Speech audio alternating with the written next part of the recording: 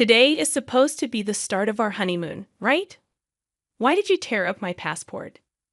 Just as we finished packing and were about to leave, my husband, in a seemingly crazy move, forcefully tore my passport. His smug face really annoyed me. Honestly, I never planned to go with him in the first place. My intention was to go with my mom. I sensed some tension before we got married, but I had no idea the complicated relationship between my husband and my mother-in-law was this deep. I've never heard of anyone's mother-in-law taking over their honeymoon, at least not in my circle. This unbelievable situation shocked and angered me. But most importantly, I felt really uncomfortable. I started questioning if I made a huge mistake choosing him as my partner. As he brought out scissors and began shredding the passport, I looked at my mother-in-law grinning from ear to ear and thought I needed to get away from here as fast as possible. Unexpectedly, I had the perfect evidence to expose these two.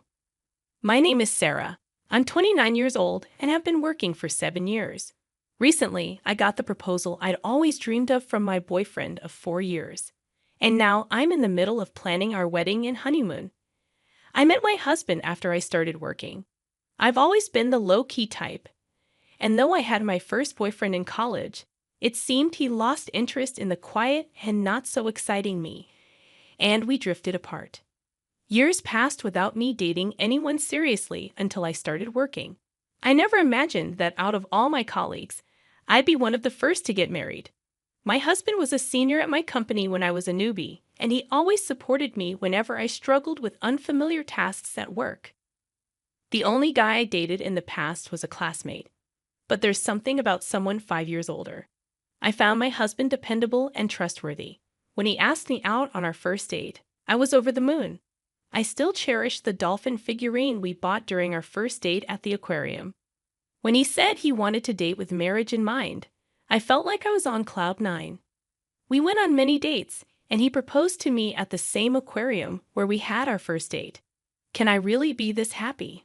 That night, I was so thrilled that I couldn't sleep, and I still remember that feeling. With my head still in the clouds, we quickly decided to visit his parents' home the following week. However, it was during this time that I began to feel uneasy about the idea of getting married. My father-in-law was very kind, but my mother-in-law seemed to disapprove of me. Hearing her say, "You could have married someone more outstanding than this plain girl," at our first meeting filled me with doubt and anxiety about our future life together. But I told myself that pre-wedding jitters are normal, right? So, I pretended that everything was fine and continued with the wedding preparations. One day, while discussing our life after marriage, both my husband and his mother assumed I would be quitting my job. Although I once admired the idea of quitting work after getting married, it didn't seem like an option for me at this point. Looking back, I realized that my ongoing anxieties about marriage stopped me from considering leaving the place where I felt most secure, my job. Despite dodging persistent suggestions from my mother-in-law to quit, I decided to continue working at the same company alongside my husband. During our wedding preparations, we disagreed on the timing of our official marriage registration. He wanted to formalize things sooner, and in the end, we decided to respect his wishes and registered shortly after. The procedure felt mundane, but realizing that we were now officially married brought me immense happiness. We initially discussed having a small, intimate wedding, but it seems my husband mentioned this to his mother, and she called the next day. "You know, Edward's wedding, and you're talking about having a small, intimate ceremony. Please don't just say whatever you want. The wedding needs to be grand. I'll make sure it's fitting for Edward. By the way, please keep your guest list minimal, just your parents and close friends. Your friends are probably just as dull, right? They'd make the wedding feel so gloomy and ruin everything." I found myself bombarded with opinions about the venue and the guest list. It was infuriating that she felt she had the right to dictate so much. Despite having a lot to say, I convinced myself that maybe this is just how weddings go and decided to invite only my parents and close friends, as my mother-in-law wanted. However, my mother-in-law's interference didn't stop at the guest list. She had opinions about the program, entertainment, decorations, and food. Following her suggestions would push us way over budget. Initially, Edward's family had agreed to cover half of the wedding costs, but somehow that changed, and now it was, weddings are for the bride, leaving us significantly over budget. I had to cover all the additional expenses she wanted, so the wedding turned into a lavish affair, quite the opposite of the simple ceremony I had envisioned. I tried to make some cost-saving changes without her knowledge, but she scolded me, claiming, "It looks cheap because you didn't do as I told you." I thought I would finally get some distance from her after the wedding, but my husband did something unimaginable. Despite my frustration with her interference in the wedding, and despite my desire to keep my distance from her, my husband insisted we live with her. Our new place, for which we had already signed a lease, was canceled without my knowledge. All my belongings intended for that place were redirected to my husband's family home. I was speechless, shocked by how everything had been decided without consulting me. I had handled all the wedding planning, and even when I warned Edward that meeting all of her requests would exceed our budget, he ignored me. The anxiety I had before the ceremony only intensified after our wedding. We had planned an overseas honeymoon to a dream destination I always wanted to visit. The idea of going there for our honeymoon felt surreal. However, my growing unease with Edward, who was acting suspicious, and the prospect of living with my mother-in-law upon our return dampened my spirits. Despite our wedding preparations, Edward wasn't cooperative about the honeymoon planning. Strangely, he took charge of booking the flights and hotels. I assumed he had chosen a romantic hotel for our honeymoon stay, and was excited as usual. Even though I had to cover all the expenses, the pre-wedding excitement made me grateful that Edward was contributing, even if just a little. Little did I know that this was a foreshadowing of a shocking event. The wedding ended, and amidst the chaos, our honeymoon day arrived. Despite lingering feelings about the wedding and the upcoming cohabitation, I was determined to shift gears and enjoy the trip with the man I loved. As I woke up in the middle of the night to get ready for our flight, Edward dropped a bombshell. With an air of casualness, he said, "Sarah, I'm going to go with my mom," just as I was double-checking our luggage. I was shocked and couldn't grasp what he had just said. "What are you talking about? It's our honeymoon, not just any trip. Why would your mother be joining us? Plus, we've only paid for 2 flight tickets and a hotel." Visibly shaken, I tried to make sense of his reasoning when Edward hit me with another surprise. "I never mentioned going on this trip with you, did I? Don't be ridiculous. I'm going with my mom. A trip with her takes precedence over a honeymoon. It's a gratitude trip for all she's done for me. You stay here and prepare the house by cleaning every nook and cranny." With that, Edward forcibly tore apart my passport that I had entrusted to him. I was in disbelief, unable to say a word, just witnessing my passport being destroyed. At that moment, my fully made-up mother-in-law barged into our room without knocking. "Edward, are you ready?" Seeing her, Edward's face lit up. "Yeah, we're good. Finally, we can go on this trip without any interruptions." They both shared a gleeful laugh, leaving me utterly repulsed. I realized I was about to marry an absolute nightmare. While I had been contemplating how to get along with my mother-in-law in our upcoming married life, this exceeded my wildest thoughts. I understand now the kind of people you two are. I couldn't help but speak out, but my words seemed like nothing more than sour grapes to them as they laughed heartily and left together. I had been happy that Edward was helping a bit with our honeymoon, but it turned out he was preparing to go with his mother. He had taken charge of the flight and hotel bookings willingly because he was booking everything under his mother's name from the start, and he dumped all the costs on me. The betrayal from my husband was a heavy blow, but my anger overshadowed the sadness. The dreamy, intimate wedding I had always envisioned and the honeymoon, meant to be the best memory with the one I loved, were both once-in-a-lifetime events now ruined by my mother-in-law and my husband. Overwhelmed by my situation, I couldn't believe this was happening. Initially, I couldn't accept it, but soon after, I decided I needed to act fast and get a divorce. Interestingly, I had something that would be useful for the divorce. Initially, I started recording with the intent of preserving memories of the most significant events of my life, my wedding, and honeymoon. Since the wedding preparations, I had been recording audio, capturing various moments. What started as a pure desire to cherish our wedding memories gradually turned into documenting my mother-in-law's malicious actions and harassment. I often thought of quitting, assuming I'd probably never watch these recordings again, but it's ironic how useful they turned out to be. Just a few days ago, I had moved in and was still unpacking. Now, I began to repack my stuff. Ironically, I hadn't opened much, so packing was done in no time. I wondered if my husband and his mother were at the airport by now. The very thought filled me with indescribable anger, so I tried not to dwell on it. Despite only being there for a few days, I wanted to erase any trace of my presence in that house, so I cleaned thoroughly.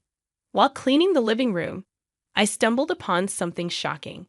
It was evidence that my husband was embezzling money from his company. Given his position in charge of company sales, he was reporting lower earnings to the company and pocketing the difference. And apparently, his mother was in on it too. She had meticulously noted the actual sales, the amount pocketed by my husband, and even listed all the luxury bags, clothes, and shoes he had bought for her with that money. It was a significant amount. Leaving such a diary in plain sight in the living room, I really couldn't fathom what they were thinking. Discovering my husband's misdeeds, I was horrified, realizing the gravity of the situation. For a moment, I wondered if working at the same company could somehow smooth things over. But then I thought, why should I help someone who ditched me for a honeymoon with his mother? I headed to the company with evidence of embezzlement. Though they were supposed to be on their honeymoon, having both taken paid leave, my colleagues were shocked to see the very person in the office. Everyone was asking, what happened? Weren't you on your honeymoon? No longer feeling the need to hide anything, I told them that my husband and my mother-in-law had gone on the honeymoon instead, that my passport was torn up, and that I had paid for the entire honeymoon. My colleagues, superiors, and boss were shocked and angry at my husband. I expressed my gratitude to my concerned colleagues and headed towards the executive area of the company. Unbeknownst to my colleagues, husband, and mother-in-law, one of the top executives in this company is my uncle. I intentionally kept this fact hidden to avoid any perception that I got the job through connections. I applied to the company without disclosing my relation to my uncle and earned the position based on my own merit. Since my uncle doesn't handle human resources, I reached out to him before the orientation and requested that he keep our relationship confidential at work. Despite his surprise, he praised my efforts and assured me that our interactions would be like any other executive and employee.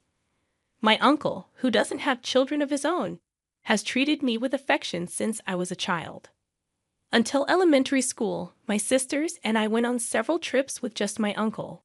During my childhood, I would sneakily ask my uncle to buy things for me, leading to scoldings from my parents. That's how much he adored me. Since joining the company, our work areas have been entirely separate, and after briefly exchanging smiles during the orientation, we haven't met. I knocked on my uncle's office, explained the situation to his secretary, and was granted entry. My uncle greeted me with a beaming smile, but quickly turned somber. "Why are you here? Weren't you supposed to be on your honeymoon?" Seeing my dear uncle's familiar, kind face, I was overwhelmed with emotion and burst into tears. Through my sobs, I recounted everything that had happened, and he became visibly enraged. It was a side of him I had never seen before. Of course, I shared the details of my husband's embezzlement and handed over the evidence. My uncle pledged to convene a board meeting immediately to address my husband's actions. Then he asked, "What are you going to do today?" "Head back home." I nodded, and he said, "Well, before you do that, let's grab some good food. I'll drop you off at home afterward." Despite the incredible betrayal of having my honeymoon taken over by my mother-in-law, I felt genuinely grateful, knowing there were still warm-hearted people in my life who cared for me. A week later, when my husband and his mother returned from what was supposed to be our honeymoon, I received an immediate call. My husband was furious that I hadn't picked them up from the airport and hadn't cleaned the house as instructed. he ranted about my whereabouts. I already had a top-notch divorce lawyer recommended by my uncle and parents, and the process was in motion. Without giving my husband a chance to speak, I said, "You too sure are loud and annoying. I don't want to hear your voices anymore. Why would I pick up someone I'm going to divorce, and why would I follow your silly orders to clean?" He was momentarily speechless but soon resumed his ranting. "Do you think it's okay for you to say such things? I did you a favor by marrying you. If I divorce you, you'll never get remarried. My mom's furious too. If you come back now and prepare our meals, I might forgive you. We're tired of foreign food. Make some tasty traditional meals." He had never spoken to me like that before our supposed honeymoon. After revealing his scheme with a passport and going on a trip with his mother, his true colors had shown. It dawned on me that I had never truly seen him for who he was. I have been reflecting on this realization over the past few days. I've consulted a lawyer regarding our divorce. Could you please discuss related matters with them? A lawyer? What are you talking about? I'm not getting a divorce. I could hear his mother in the background shouting for him to hand her the phone, calling me names. Well, do what you please. By the way, I informed the company about your embezzlement. I think they'll be calling you in soon. Maybe you should get a lawyer too. Bye. I could sense his panic on the other end, but it wasn't my problem anymore. He kept calling, so I just blocked his number. My uncle was aware of our honeymoon dates, so right after our call, the company summoned my husband using the evidence I provided. They verified the information and confirmed the discrepancies in the payments. It turned out the amount my husband embezzled was enormous. In front of the company's executives, my husband desperately tried to defend himself. He fabricated a story claiming I was the real embezzler, and he had tried to stop me. At that point, my uncle couldn't hold back and shouted, "My niece would never do such a thing. We've confirmed that you and your mother committed the embezzlement. You're lucky we haven't involved the police yet." Realizing the jig was up and that I was related to senior management, my husband looked as if he had lost his soul. That day, I went to the company to return the wedding gifts to my colleagues since our marriage had ended so soon after the wedding. Everyone refused, saying they had given them as a token of their blessings. While I was surrounded by this warmth, my ridiculous husband approached. "Why didn't you tell me you were related to the top brass?" "I'm sorry, really. Can we start over?" "Can you ask your uncle to keep me in the company and make the embezzlement go away?" Disgusted, I replied. "Do you even understand what you're saying? Are you okay in the head? Divorce is the only option now. Reflect on your actions and face the consequences." Having said that, I pushed him away, but he must not have had anywhere else to turn. He clung on desperately. Watching this, my colleagues called security, who dragged him away. He was fired immediately. Regarding the embezzlement, it seems the company is seeking damages from my husband. After finding out about the whole situation, my mother-in-law repeatedly tried to contact my family. However, once she consulted my sensible father-in-law, the calls stopped. I had always wondered why my sensible father-in-law had even allowed our honeymoon in the first place. But when he later came to apologize, admitting his mistake, I understood. After hearing his side, he had believed my mother-in-law was going on a domestic trip with her friends.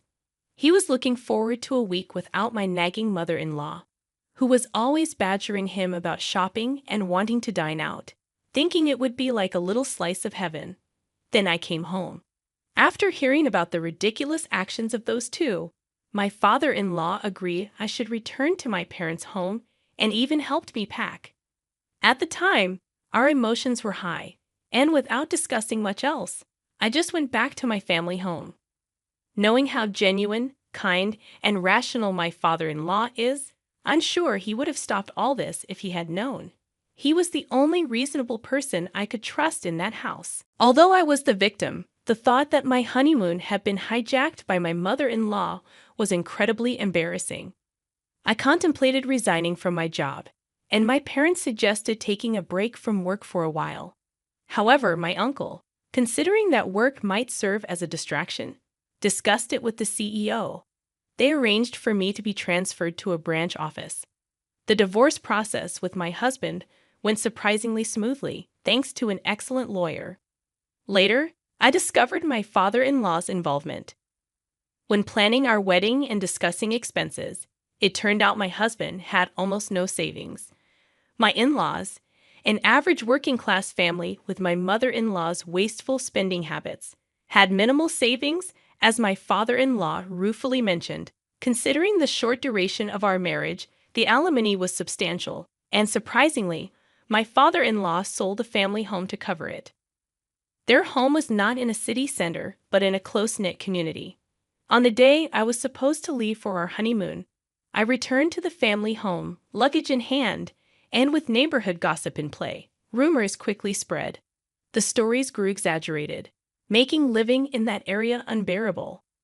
Initially, my mother-in-law, always concerned about appearances, approved of our marriage because both my husband and I worked for prominent companies, a status symbol for her. Now, with rumors circulating due to her actions, she likely couldn't bear to live in that house. My father-in-law probably also felt responsible for covering the damages from my husband's embezzlement. While I hold nothing but disdain for both my husband and mother-in-law, I genuinely feel sorry for my father-in-law. After being fired and ordered to pay damages, coupled with my not returning as he hoped, my husband apparently suffered a mental breakdown, unable to work. He seems to be moping around in a small apartment he moved to. Seeing her beloved son so downcast, my mother-in-law also retreated, becoming reclusive. As my father-in-law told me, he was, in fact, fed up with my mother-in-law and considering divorce, not wanting to spend his later years with her. He asked if I could introduce him to the lawyer I had used. I immediately contacted my uncle, who got in touch with the lawyer. It might take some time, but I hope my father-in-law can live the life he wishes. Thanks to the intervention of the company's CEO and my uncle, I was transferred to a branch office where I'm surrounded by colleagues and superiors who have been incredibly supportive. I'm eternally grateful to my uncle. The only regret I have is missing out on the country we planned to visit for our honeymoon. Once things settle down, I hope to take a relaxed trip abroad.